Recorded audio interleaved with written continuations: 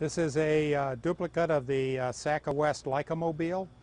Everything is made from scratch, including the welded up whatever things. And the design, the shape of all the plywood and everything is according to the original Locomobile design. And this was supposed to have a Dayland engine in it, and I was supposed to make the boiler. Right now it has neither engine nor boiler in it. This was made by Ken Cowell out in Simi Valley. You're going to be in the movie, Sir Bondo. Then this is the late Dick Howe's curved dash Olds, which was has a Locomobile engine in it, and originally had a Richard Smith coil boiler, which is in pieces. And what's interesting is it was to be modified with all this electronic control stuff, which the Richard Smith boiler did not have. And so this is an example of how not to design a boiler control system.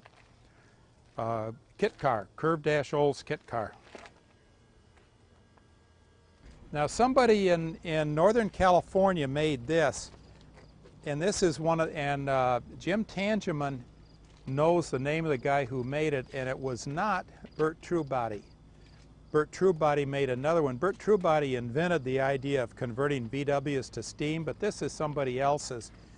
And this is just one of the most amazing things you ever saw, starting with a propane tank in the back seat, the Stanley boiler right behind the guy.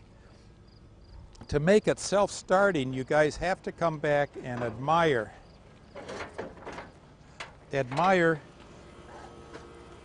because a Volkswagen has a flat crank, it's not self-starting. Right, Bob? They all have flat cranks? Yeah, a lot of most flat fours do.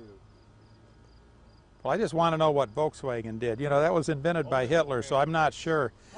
So anyhow, so in order to make this self-starting, he had to make it a V4, and so that's the existing Volkswagen crankcase, modified. Bob, you're between me and the camera, that I wanted to be in the picture. This is my one chance to be in the movies, because my son won't put me in the movies even though I sent him through film school. I'd like to go on for hours about that.